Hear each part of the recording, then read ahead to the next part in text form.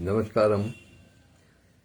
नीरांजना समाभासं द्रविपुत्रं यमाग्रजं छायामार्तण्डसम्भूतं तं नमामि शनेश्वरम्। मनोजवं मारुततुल्यवेगं जितेन्द्रियं बुद्धिमतां वरिष्ठं वातात्मजं वानरयूथमुख्यं श्रीरामदूतं शरणं प्रपद्ये। श्रीरामदूतं शरणं प्रपद्ये। सूर्यपुत्र शनिदेव और सूर्य शिष्य श्री हनुमान जी को सादर प्रणाम निवेदित करते हुए आज के अंक का प्रारंभ करता हूँ। और अंक का प्रारंभ करते हुए हृदयांगन साहित्यिक, सामाजिक, सांस्कृतिक और आध्यात्मिक संस्था के प्रमुख संरक्षक परमादरणीय गुरुदेव आचार्य श्री श्री कृष्ण द्विवेदी जी को चरण स्पर्श कर उनसे आशीर्वाद की आकांक्षा रखता हूँ। तत्पश्चात अभिवादन की श्रृंखला में स्मरण करता हूँ संस्था के संस्थापक और राष्ट्रीय महासचिव आदरणीय श्री विधुभूषण त्रिवेदी जी को, संस्था की राष्ट्रीय अध्यक्ष आदरणीय डॉक्टर विद्युत प्रभा चतुर्वेदी मंजू दीदी को, हृदयांगन वीचिका नामक पटल को मूर्त रूप प्रदान करने में अपनी महती भूमिका निभाने वाले आदरणीय श्री हरिवाणी जी को, संरक्षक मंडल के सभी सदस्यों को, समिति के तमाम पदाधिकारियों को एवं हृदयांगन परिवार के, इस बृहद परिवार के छोटे बड़े कनिष्ठ वरिष्ठ हर आयु वर्ग के बाल युवा वृद्ध नर नारी अर्थात हर सदस्य को सादर प्रणाम निवेदित करता हूँ और उनको आभार व्यक्त करता हूँ कि वो कुछ समय निकाल करके इस वार्ता को सुनने के लिए यहाँ उपस्थित होते हैं। आज उपस्थिति में सर्वप्रथम मेरे बड़े पुत्र अंकित का आगमन हुआ है। मैं उन्हें शुभाशीष देता हूं इस आभार के साथ कि उनकी रुचि ऐसे कार्यक्रमों में बन रही है। ये मुझे भविष्य में के एक सुखद होने की संभावनाएं प्रबल करती है, क्योंकि बहुत सी चीजें ऐसी होती हैं जो कभी कभी ऐसा लगता है कि हमारे साथ ही चली जाएंगी, कोई जानेगा नहीं जानेगा,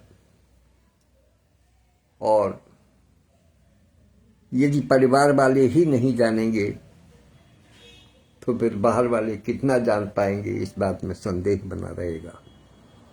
लेकिन ये सुखद संकेत है भविष्य के लिए कि वो तैयारी चल रही है। बहुत बहुत आशीष। आइए अब कल की कथा प्रसंग को आगे लेकर के चलते हैं। कल रावण के जन्म तक की कथा हम कर चुके हैं,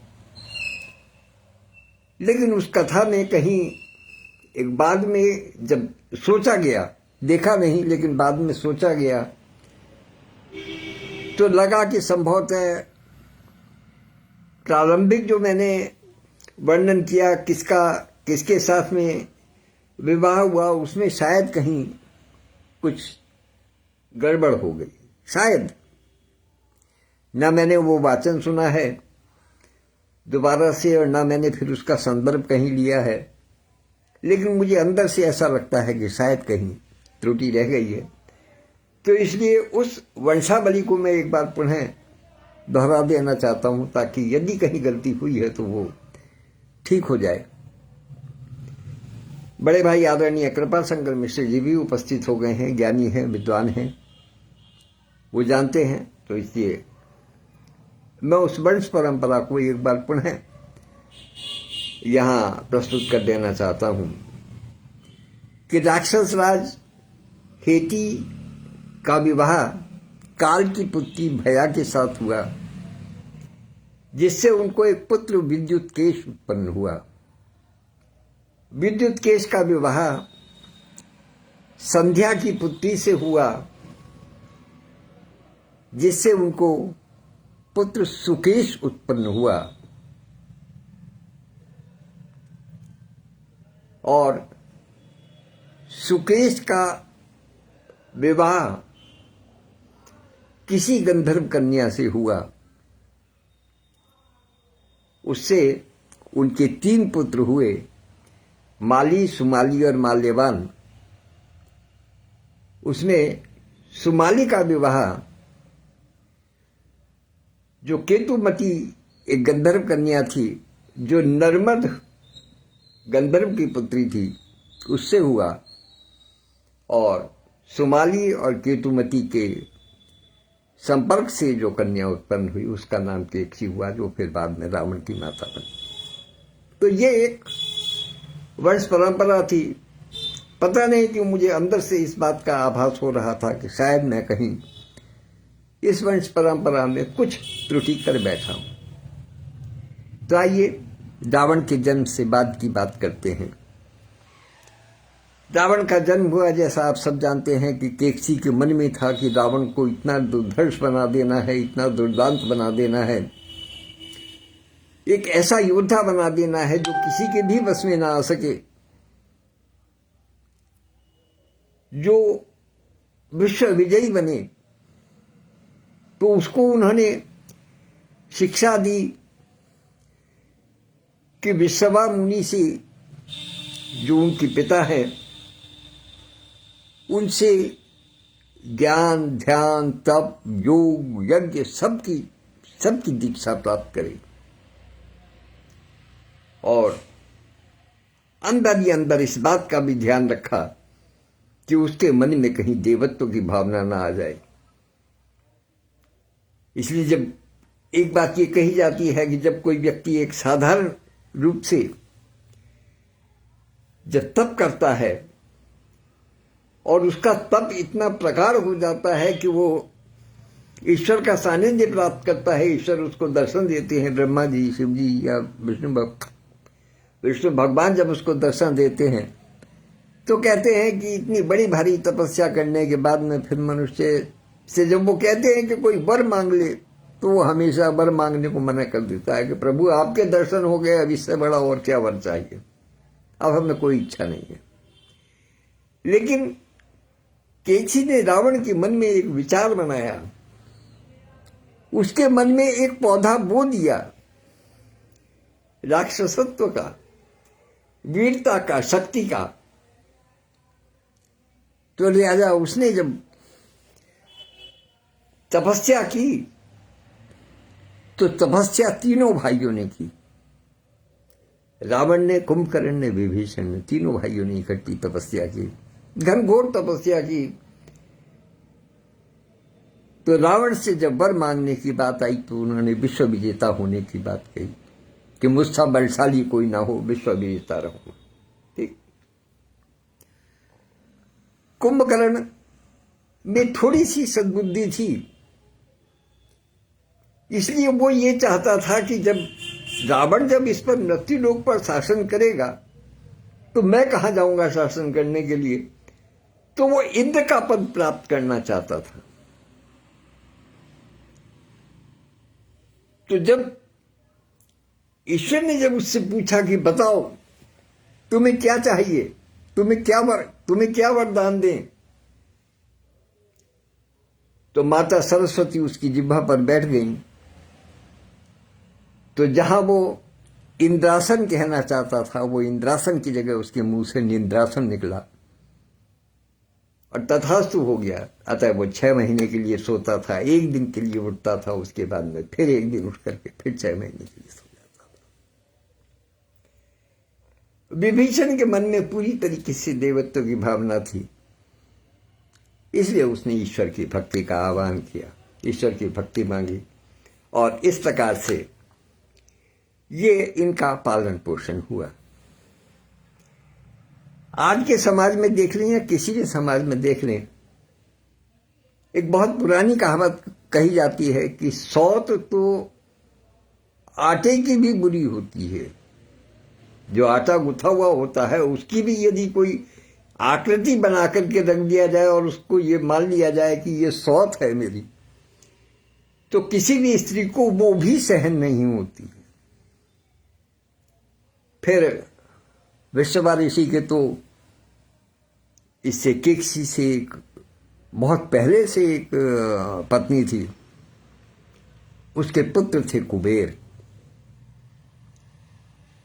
विश्ववा ऋषि ने कुबेर को लंका का राज दे दिया, लंका का भार दे दिया कि तुम वहां रहो, तुम सर्वथा योग्य हो। वो बहुत ही सुयोग्य, देवत्व को प्राप्त और कहना चाहिए बहुत ही ईमानदार व्यक्ति थे। उनकी ईमानदारी से ही प्रसन्न होकर के देवताओं ने उनको अपना धनाध्यक्ष बना दिया था। ट्रेजरार कहते हैं जिसको, कोषाध्यक्ष, देवताओं के कोषाध्यक्ष कुबेर जी। ये चीज किसी को बिल्कुल भी समझ में नहीं आई। तो किसी ने कहा रावण से कि तुम विश्व विजय की बात बाद में करना, पहले एक तीर से 2 शिकार करो। वो तीर क्या था कि तुम लंका में जाओ और कुबेर को हराओ और कुबेर को वहां से बाहर निकाल दो। इस तरीके से सौत के प्रति जो मेरे मन में भाव है, सौत पुत्र के प्रति जो मेरे मन में द्वेष है, उसकी भी पूर्ति होगी। और मुझे ये भी पता चल जाएगा कि तुम कितने बलवान हो, तुम वास्तव में विश्व विजयी हो सकते हो कि नहीं हो सकते। तुम्हारा वर्चस्व बढ़ेगा तो तुम्हारी मां खुश होगी। यही हुआ। रावण ने लंका में जाकर के उत्पात मचाया और कुबेर को वहां से लंका से बाहर निकाल दिया और स्वयं लंका पर शासन करने लगा। कुबेर चूंकि देवताओं के कोषाध्यक्ष थे, उनके धनाध्यक्ष थे, तो लिहाजा उनको रहने के लिए इंद्र ने अलकापुरी का निर्माण किया, जो सर था बहुत ही सुंदर, खूबसूरत और एक प्रकार से रावण की पहुंच से बाहर थी। एक प्रकार से अपने नियंत्रण में उसको रखा के उसकी सुरक्षा की व्यवस्था बहुत मजबूत थी। तो लिहाजा वो अलकापुरी में रहने लगे कुबेर, और रावण इधर लंका में आ गया। इधर रावण ने कुबेर को हराया, लंका पर राज्य किया, तो इसका मन बढ़ गया। मन बढ़ एक शब्द ऐसा है जो कि आजकल भी बहुत सुनने को मिलता है, और मन बढ़ का मतलब आज की भाषा में कहें तो एक प्रकार से दबंग वाली बात आ जाती है। रावण की दबंगई कहना चाहिए, या कहिए रावण की इच्छा शक्ति अपने विस्तार के लिए, अपने प्रभाव के विस्तार के लिए बहुत बढ़ गई। उसने आसपास के लोगों को, अब आसपास तो कुछ था नहीं, लंका के तो चारों तरफ समुद्र हैं, तो उसने धरती पर आकर के लोगों को परेशान करना शुरू कर दिया, दुख देने शुरू कर दिए लोगों को, उनसे कर वसूलना प्रारंभ कर दिया। ये वो व्यवस्था है जो कि मैं बता रहा हूं, आज के संदर्भों में भी सही हो रही है। मैं जब कहता हूं ना कि जो चीज हमारे मन में, जो कुत्सित भावनाएं या जो अच्छी भावनाएं हमारे मन में आज हैं, वो हमें प्राचीन काल से मिली है, जब सृष्टि का प्रारंभ हुआ है तब से मिली है। तो मैं इसलिए उन सब चीजों को प्रारंभ से जोड़ने का प्रयास करता हूं, तभी आजकल की बात पर लेकर के आएंगे। तो रावण ने कर वसूलना प्रारंभ कर दिया। आज की भाषा में कहूं तो जैसे भाई लोग हफ्ता वसूलते, उस प्रकार से उसने कहा ठीक है कि ये हफ्ता क्या है। कहने लगे हफ्ता कुछ नहीं है, ये आपकी सुरक्षा का वादा है, हम आपको सुरक्षित रखेंगे, आप हर प्रकार से सुरक्षित रहेंगे यदि आप हमें चंदा देंगे, हफ्ता देंगे। अब हफ्ते की बात आ गई, पहले वो था कि कर देंगे आप हमें, अर्थात हमारा प्रभुत्व स्वीकार करेंगे, तभी आप चैन से रह पाएंगे, वरना आपके राज्य में, आपके शहर में, आपके घर में आपको स्वयं को परेशानी का सामना करना पड़ेगा। तो इस प्रकार से रावण ने अपने स्वयं जा करके और अपने दूतों को भेज करके जो है उन्होंने परेशान करना शुरू किया। राजाओं को, रहने वालों को, जो भी प्रदेश के थे, उन सब लोगों को जो है जाकर के उसने परेशान करना शुरू किया और सबसे कर वसूला। उसने कुछ दूर तक कभी कभी अपने आप गया, फिर उसके बाद में उसने अपने, चूंकि राज्य का भी कार्य देखना होता था, तो लिहाजा उसने अपने दूत भेजने शुरू कर दिए। भेजते भेजते एक बार पता चला कि लगभग बहुत स्थान से उसको कर प्राप्त होने लगा, लेकिन उसके पास एक संदेशा आया कि एक स्थान ऐसा है जहां से कि उन्हें कर नहीं मिलता है। अब जब ये पता चल जाए किसी राजा को, किसी शासक को कि मेरी अमुक स्थान पर अवहेलना हो रही है मेरे आदेशों की, या मेरे आदेशों को नहीं माना जा रहा है, तो वहां फिर वो अपना जाने का प्रोग्राम बना लेता है, वो स्वयं पहुंचता है। तो आइए, इससे पहले कि मैं रावण को किसी प्रदेश में, किसी स्थान पर पहुंचाऊं, मैं आभार व्यक्त करता हूं उपस्थिति के लिए इस हृदयांगन संस्था और पटल के संस्थापक और राष्ट्रीय महासचिव आदरणीय श्री विधुभूषण त्रिवेदी जी को। वो सपत्नीक उपस्थित हैं, आदरणीय सरोज त्रिवेदी भाभी जी उपस्थित हैं, और उनकी छोटी बहन पूनम मिश्रा जी भी उपस्थित हैं।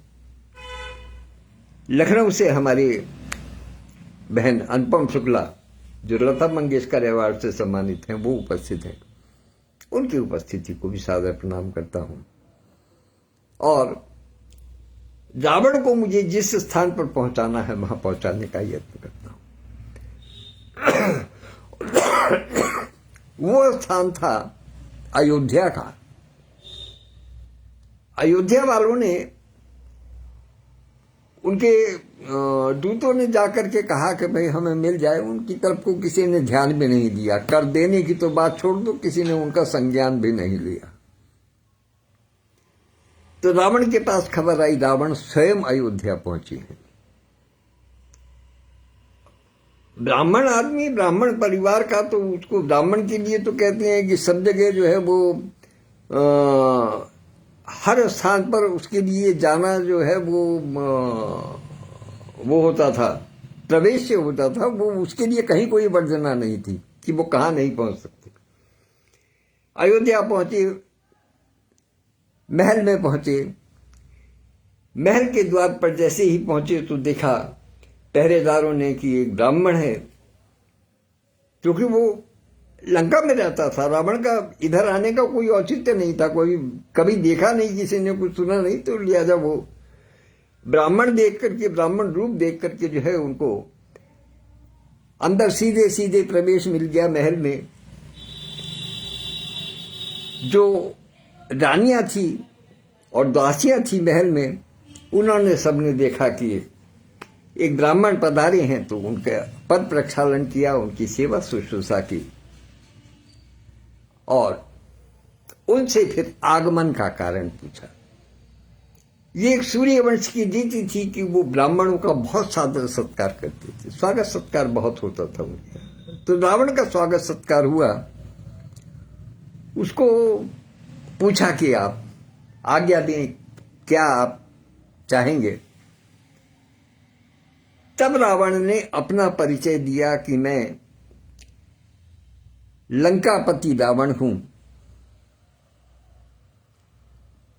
तो कहते हैं कि मनुष्य किसी स्थान पर बाद में पहुंचता है, लेकिन उसकी जो विशेषताएं हैं या कहिए उसकी जो दुर्गुण है, उसकी जो बदनामी है, वो पहले पहुंच जाती है। तो चूंकि रावण के विषय में ये एक प्रचलित था कि वो महिलाओं का सम्मान नहीं करता है, वो हमेशा वासना रूप में देखता था स्त्रियों को, तो इसलिए उस महल की स्त्रियां जो कि उसकी पद प्रक्षालन कर रही थी, उसकी स्वागत सत्कार कर रही थी, वो उसको देख करके, उसका नाम सुन करके भयभीत हो गई और महल के अंदर भाग गई। अब रावण महल में बैठा हुआ अकेला सोचता रहा कि मैं क्या करूं, कोई नहीं है। तब उसने एक महल के जो पहरेदार था उससे पूछा कि भैया ये बताओ कि क्या यहां राजा नहीं है, मुझे राजा से मिलना है, उनसे बात करनी है। तो पहरेदारों ने कहा कि नहीं, राजा यहां पर नहीं है, वो सरयू के तट पर एक यज्ञ कर रहे हैं। तो उस समय राजा कौन थे? उस समय सूर्यवंश के दिलीप राजा हुए थे। राजा दिलीप जो थे वो थे उस समय। रावण वहां पहुंचा सरयू तट पर, और उसने जाकर के देखा कि दिलीप पूजा में व्यस्त हैं। उन्होंने अचानक हाथ में 4 तंदूर लिए और कुछ मंत्र पढ़ा और अपने पीछे उछाल दिए। रावण को ही देख करके बड़ा आश्चर्य हुआ। उसने पूछा कि ये राजन जो हैं, ये तो पूजा कर रहे थे, ये इन्होंने क्या किया? तो उनके जो अंगरक्षक थे महाराज दिलीप के, उन्होंने बताया कि राजन को इस बात की जानकारी मिली, या उनको पूजा करते करते इस बात का ध्यान हुआ कि अयोध्या क्षेत्र के बाहर जंगल में एक गाय पर सिंह हमला करने जा रहा है। तो इसलिए जो इन्होंने तंदूर छोड़े हैं, ये 4 तंदूर जो छोड़े हैं, ये चारों ओर से उस सिंह पर वार करेंगे, और सिंह जो है वो मर गया, गाय बच गई। रावण ये सुनते ही आश्चर्यचकित हो गया। अब रावण ने महाराज दिलीप की पूजा समाप्त होने की प्रतीक्षा नहीं की, बल्कि उस अंग रक्षक की बात की सत्यता को प्रमाणित करने के लिए, उसका प्रमाण पाने के लिए वो जंगल की तरफ भागा। और वहां जाकर के देखा तो वास्तव में ऐसा ही था। 4 तीर उस सिंह के लगे हुए थे, और गाय वहां से निकल करके भाग गई थी, क्योंकि गाय के घास खाने के जो चिन्ह हैं वो वहां पर बने हुए थे, और फिर उसके भागने के चिन्ह भी बने हुए थे। अब रावण का दिमाग जो है वो चकरा गया। रावण वहां से फिर बजाय इसके कि दोबारा अयोध्या महल की तरफ आए और कर की बात करे, वो भयभीत होकर के वहां से लंका की तरफ चल दिया, बड़ा परेशान। इधर दिलीप जब अपनी पूजा समाप्त कर महल पहुंचे, और उन्हें जब पता चला कि रावण आया था, तो दिलीप को बहुत क्रोध हुआ। उन्होंने वहां से कुछ 2 बाण उन्होंने वहां से छोड़े, जो लंका में जाकर के जिन्होंने उथल पुथल मचा दी। केवल 2 बाणों ने, कोई आदमी नहीं गया, कोई कुछ नहीं किया, केवल नाम लेकर के अपना मंत्र बोल करके 2 बाण छोड़ दिए और लंका में जाकर के उथल पुथल मच गई। तब तक रावण वहां पहुंचा नहीं था। रावण तब तक लंका में महल तक नहीं पहुंचा था। तो मंदोदरी थी, मंदोदरी ने उन बाणों से विनती की कि इस समय राजा महल में नहीं है, आप हम पर क्रोध न करें, आप जहां से भी आए हैं वहां लौट जाइएगा। हम आपसे विनती करते हैं कि हम असहायों पर, जो जनता है वो भी निरीह है, महल में हम केवल स्त्रियां हैं, जो यहाँ का राजा है वो यहाँ उपस्थित नहीं है, वो कहीं बाहर गए हुए हैं, इसलिए आप यहां से लौट जाइएगा। कहते हैं कि जो सत्कर्मी होते हैं, जो सन्यासी होते हैं, जो बुद्धिमान होते हैं, जिनमें देवत्व का भाव होता है, वो कभी भी किसी पर अत्याचार करने का के विषय में नहीं सोचते। लिहाजा वो मंदोदरी ने जब उनसे विनती की तो वो दोनों बाण वापस हो गए। रावण जब लौट करके आया तो उसको बताया गया तो रावण और ज्यादा भयभीत हो गया और उसके बाद में फिर उसने प्रयास नहीं किया अयोध्या की तरफ जाने का या अयोध्या से अपना कर मांगने का, जब तक कि महाराज दिलीप की मृत्यु नहीं हो गई। महाराज अज के सामने भी फिर ये बात आई। महाराज अज ने भी अपने तीरों को छोड़ा और लंका को बंधक बना लिया।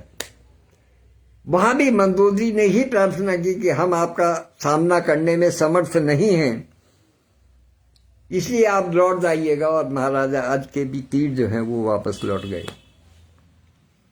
अब धीरे धीरे चल के युग परिवर्तन होता रहा, राजा आते रहे, बदलते रहे। उसके बाद में महाराज दशरथ जिस समय राज्य करते थे, तब रावण ने अपने दूत भेजे। रावण की स्वयं की तो जाने की हिम्मत नहीं हुई अयोध्या में, क्योंकि वो तो दिलीप जी का जलवा देख चुके थे। रावण की स्वयं की हिम्मत नहीं हुई वहां जाने की, तो उन्होंने अपने दूत भेजे महाराज दशरथ के पास और उनके पास संदेशा भिजवाया कि आप हमें कर दे दीजिएगा तो हम आपको सुरक्षित रखेंगे, अन्यथा आप अपना नाश को आमंत्रण करेंगे, आपके लिए नुकसानदायक होगा। महाराज दशरथ ने कहा, उनको एक पाती लिख करके भेज दी और उन्होंने एक तीर छोड़ा और पाती दी दूतों को कि ये पाती ले जाकर के आप उनको दे दीजिएगा, रावण को। महाराज दशरथ ने एक तीर छोड़ा और उस एक तीर के माध्यम से जो लंका के चारों दिशाओं के जो द्वार थे उनको बंद कर दिया। मंत्र सिद्धि से भरे हुए वो बाण उन्होंने लंका के चारों द्वारों को बंद कर दिया। और जो पत्र लिखा था दूतों के हाथ जो भेजा था, उसमें उन्होंने ये कहा था कि 1 मास के अंदर यदि रावण या उसका कोई भी योद्धा किसी भी एक द्वार को खोल करके लंका से बाहर निकल जाए तो हम बिना किसी दार के, बिना किसी वार्तालाप के, बिना किसी विरोध के, बिना किसी प्रतिवाद के हम इनको जितना कहेंगे उतना जो है वो कर प्रदान कर देंगे। रावण ने लाख कोशिश की, लेकिन वो द्वार खोलने की बात छोड़ो, उसमें से एक छोटी सी खिड़की भी नहीं खोल सका उन द्वारों में से। रावण को आभास हो गया कि मैंने गलत स्थान पर हाथ डाल दिया है, ये मेरे से कहीं त्रुटि हो गई है, गलत स्थान पर हाथ डाल दिया। तब वो बड़ा परेशान हुआ। मास भर तक वो द्वार ऐसे ही बंद रहे। उसके बाद में फिर वो तीर जो है वो वापस लौट गए, क्योंकि 1 माह की शर्त थी, उसके बाद में कुछ होना नहीं था। तब रावण ने अपनी ज्योतिष को देखा, रावण संहिता का निर्माण किया, प्रकांड पंडित तो था ही, और वहां उसने इस बात को पाया कि ये जो दशरथ है इसका और कौशल्या का पुत्र, कौशल्या की विवाह इससे होगा और इनका जो पुत्र होगा वो मेरा काल बनेगा। तो कहते हैं हर व्यक्ति को अपना मृत्यु टालने का अधिकार है। मृत्यु से हर व्यक्ति को भय लगता है, चाहे कोई कितना भी बड़ा योद्धा क्यों ना हो। कोई ऐसा नहीं है जिसको मृत्यु से भय नहीं लगता। कहते हैं संसार में सबसे बड़ा भय क्या है, वो है मृत्यु का।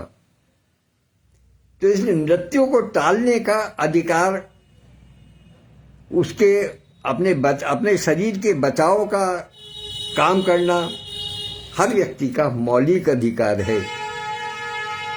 इसमें कोई बुराई वाली बात नहीं है, इसमें रावण की कोई बुराई नहीं है, उसका मौलिक अधिकार था।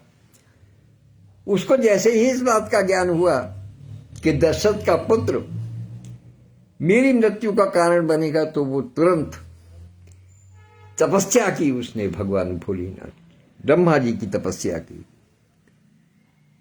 और उस तपस्या को उसने 10,000 वर्षों तक किया। 10,000 वर्षों तक तपस्या करने के बाद में ब्रह्मा जी को प्रसन्न किया और ब्रह्मा जी से वरदान मांगा। और वरदान भी क्या मांगा, अमरता तो मांग नहीं सकता था, अमरता तो मांग नहीं सकता था, चूंकि वो तो किसी को मिल नहीं सकती। लिहाजा उसने दूसरे ढंग से हाथ को घुमा करके कान पकड़ने का प्रयास किया और उसने ब्रह्मा जी से यह वरदान लिया कि दशरथ जी के वीर्य से किसी पुत्र की उत्पत्ति न हो। अर्थात जब उनके कोई पुत्र नहीं होगा तो मेरी मृत्यु नहीं होगी। सीधे सीधे उसने एक तरीके से अपनी अमरता दूसरी तरफ से जो है वो प्राप्त करने की चेष्टा की। ब्रह्मा जी उसकी तपस्या से बंधे हुए थे, तो इसलिए वरदान दे दिया, भाई ठीक है। अब रावण एक तरह से नहीं चलता है। जब किसी को मृत्यु का भय हो जाता है तो वो किसी एक राह पर नहीं चलता है, वो कई राह पकड़ लेता है। रावण को जब ये पता चल गया कि दशरथ और कौशल्या के पुत्र के हाथों मेरी मृत्यु होगी, तो रावण ने कौशल्या का अपहरण कर लिया। कौशल्या का अपहरण किया और अपने राज्य में अपने एक मित्र का मतलब ये है कि जिस पर विश्वास कर सकते हैं। मित्र का मतलब कोई ये नहीं है कि कोई साधारण तौर पर कि जैसे किसी से कह दें कि भाई साथ में उठना बैठना खाना पीना हो गया, वो नहीं। मित्र का मतलब ये है कि जिस पर वो विश्वास करते थे, जिस पर विश्वास कर सकते थे, पूरा विश्वास करते थे। ऐसा एक मछुआरा था, राघो मच्छ, उसके यहां रावण ने कौशल्या को उनकी सुपुर्द कर दिया कि तुम इनको रखो और जब तक मैं नहीं आऊं इनको लेने के लिए, इनको छोड़ना नहीं। ठीक, रावण ने ये भी प्रयास किया, लेकिन उसके बाद में क्या हुआ कि उसने दशरथ को भी उठा लिया और वहां पर एक राक्षसी हुई जिसका नाम था ताड़का। ताड़का नाम आपने सुना होगा। ताड़का राक्षसी ने दशरथ जी को पता बताया कि कौशल्या कहां है।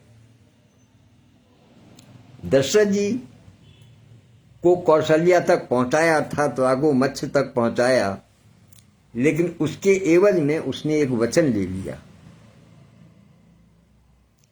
दशरथ से उसने एक वचन लिया और कहते हैं कि सूर्यवंश का वचन, प्राण जाए पर वचन न जाए। दशरथ जी से उसने वचन लिया कि मैं आपके राज्य में एक छोटा सा टुकड़ा अपने शासन चलाने के लिए लेना चाहती।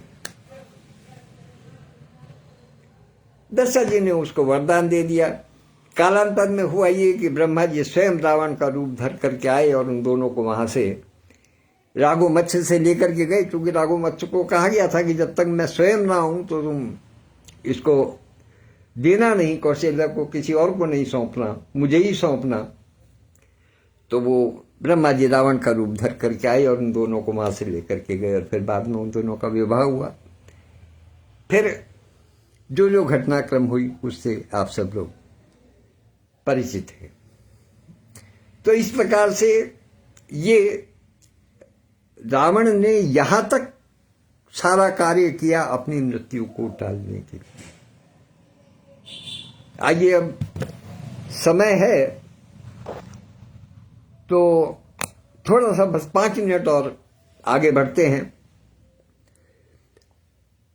जब रावण की कर लेने की बात की पूर्ति नहीं हुई, जब कर पूरी तरीके से उसको नहीं मिला, तो उसके दिमाग में हुआ कि नहीं, कर तो लेना है। और कर कैसे लेना है? जब राजाओं से कर वसूलना उसका बंद हो गया, राजाओं ने कर कुछ ने दिया कुछ ने नहीं दिया, तो उन्होंने साधु संतों को की प्रताड़ना प्रारंभ कर दी। पहले बड़े घरानों से, पहले राजाओं से, फिर बड़े घरानों से, फिर उसके बाद में जब वहां से भी उसकी पूर्ति नहीं हुई तो उसने साधारण जन समाज से उसने कर लेना प्रारंभ किया, उनको परेशान करना शुरू किया। साधु संतों को क्या परेशान कर सकते थे? साधु संतों से कहा कि तुम भगवान का नाम नहीं लोगे, मैं भगवान हूं, जब मैं तुम्हें सुरक्षा दे रहा हूं तो मैं भगवान हूं, मेरी पूजा करो, मुझे कर दो। वो सारे काम चलते रहे। ऋषिमुख पर्वत जो था, ऋषिमुख पर्वत का नाम आप लोगों ने सुना होगा। जब उसका प्रसंग आया तो वहां पर उसका वर्णन करूंगा, लेकिन हल्का सा संदर्भ दे देता हूं ऋषिमुख पर्वत का, कि वो पर्वत कोई पर्वत क्षेत्र नहीं था, वो रावण द्वारा प्रताड़ित ऋषियों के कंकाल का ढेर था, जिस पर शाप के कारण, ईश्वरीय शाप के कारण रावण या दुर्दांत कोई भी शासक उस पर पहुंचने की चेष्टा नहीं कर सकता था। वो ऋषि मौन रहे, लेकिन उन्होंने रावण की दास्ता स्वीकार नहीं की। इसलिए वो ऋषिमुख, ऋषि और मूक अर्थात मौन ऋषियों का वो कंकाल का क्षेत्र था, ऋषिमुख। इसका विस्तार से वर्णन बाद में किष्किंधा कांड में पहुंचने पर करेंगे। तो इसी प्रकार से करते करते वो जब साधु संतों से भी कर वसूलने लगा, तो एक बार उसने अपने दूतों को भेजा किसी पवित्र क्षेत्र में, और वहां साधु संत पूजा कर रहे थे। बहुत से सैकड़ों साधु संत थे, पूजा कर रहे थे। उनसे आग्रह किया कि आप कर दें। उन्होंने कहा हमारे पास कोई कर नहीं है। लेकिन जब तक रावण की बात, राजा की जो ललकार थी, उसके जो अत्याचार थे, उसके समाचार उनको मिल चुके थे, तो इसलिए उन्होंने, जब वो उनको प्रताड़ित करते थे तो साधु संतों ने कहा कि अच्छा तुम 10 मिनट रुको, हमारे पास जो है हम वही तुमको देते हैं। क्योंकि राजा आज्ञा का भी पालन करना आवश्यक था, आवश्यक समझा। दूसरी बात यह है कि उन्होंने ये जाना कि यदि हम इनकी बात को नहीं मानेंगे, इनको कुछ नहीं देंगे, तो हमारा ही अहित होना है। तो इसलिए उन्होंने अंदर कुटिया में जाकर के एक घड़िया में, एक घड़े में, छोटे घड़े में उन्होंने अपने अपने शरीर का रक्त निकाल करके उसके अंदर भरा, और उसके ऊपर एक लाल कपड़े से उसको बांध दिया, और वो घड़ा ला करके उनको दिया कि हमने इसके अंदर अपना कर प्रदान कर दिया है अपनी ओर से, लेकिन आप अपने राजा को जाकर के कह दीजिएगा, दे दीजिएगा उसको जाकर के, और उसको कह दीजिएगा कि जिस राज्य में ये उघड़ेगा, यदि इसको उघाड़ करके देखा गया तो उस वंश का, उस राज्य का नाश हो जाएगा, सत्यानाश हो जाएगा। इस सूचना के साथ में उन साधु संतों ने अपने रक्त से भरा हुआ और ऊपर मुंह जिसका बंधा हुआ था लाल रंग के कपड़े से, वो उन्होंने उन दूतों को दे दिया। वो घड़ा ले जाकर के रावण के दूतों ने रावण को दिया। तो अब इसके बाद में उस घड़े के साथ में क्या होता है, क्या उसकी परिणति होती है, किस प्रकार से रावण उनसे फिर व्यवहार करता है, इसका कथा प्रसंग हम कल आगे बढ़ेंगे। और आज चूंकि बहन शोभा पाराशर जी 7 बजे एकल पाठ के लिए उपस्थित होने जा रही हैं, तो इसलिए हम चाहेंगे कि हमारे सभी साथी जो इस समय यहाँ उपस्थित हैं वो उनका काव्य पाठ सुने। मधुर काव्य पाठ होता है, मैंने सुना है उनको काशी मीट उसमें दून मीट में जब देहरादून में हुई थी वहाँ सुना है, देहरादून की ही रहने वाली हैं। और इस बीच डॉक्टर सत्यप्रकाश पांडे जी और सुषमा सोती जी सब उपस्थित हैं, और जो भी आदरणीय विद्युत प्रभा चतुर्वेदी मंजू दीदी भी दिखाई देने लगी हैं। यदि भी उनका नाम नहीं आ रहा, लेकिन उनका जो डीपी है मुझे वो दिखाई दे रही है, इसलिए निश्चित रूप से वो भी उपस्थित हैं। और मैं जानता हूं कि जब इस प्रकार का कोई आयोजन होता है तो ये विशेष श्रेय है आदरणीय संस्थापक महोदय का कि वो उस समय अपने जो इष्ट मित्र होते हैं इसके शुक्ला खेड़ा के, जो आसपास के जो उनके पास बैठने वाले लोग होते हैं, वो भी इकट्ठे हो जाते हैं, उनको भी ये सूचित कर देते हैं कि ये कार्यक्रम आने वाला है, आप लोग आइएगा और सुनिएगा। तो निश्चित रूप से जो लोग नेपथ्य में सुन रहे हैं, जो सामने से सुन रहे हैं या जो बाद में सुनेंगे, मैं उन सबका आभार व्यक्त करता हूँ। और कल पुनः 6 बजे फिर उपस्थित होगा। उस रक्त भरे जो घड़ा था उसका रावण ने क्या किया और फिर उसका क्या निदान निकाला, क्योंकि उसको साधुओं की जो वाणी थी उसका भी ध्यान रखना था, स्वयं को भी बचाना था, इसलिए क्या परिस्थिति बनती है उसका हम कल वर्णन करेंगे। तब तक के लिए आज्ञा दीजिएगा। धन्यवाद, नमस्कार। अभी थोड़ी देर बाद ही यही वाचन आपको YouTube पर भी मिलेगा और कल 6 बजे तक के लिए आप सबसे आज्ञा चाहता हूँ। धन्यवाद, नमस्कार। आप सबका दिन क्या, अब तो रात्रि शुभ हो, समय शुभ हो, मैं कहूँगा। प्रभु श्री राम का आशीर्वाद सब पर बरसे। धन्यवाद।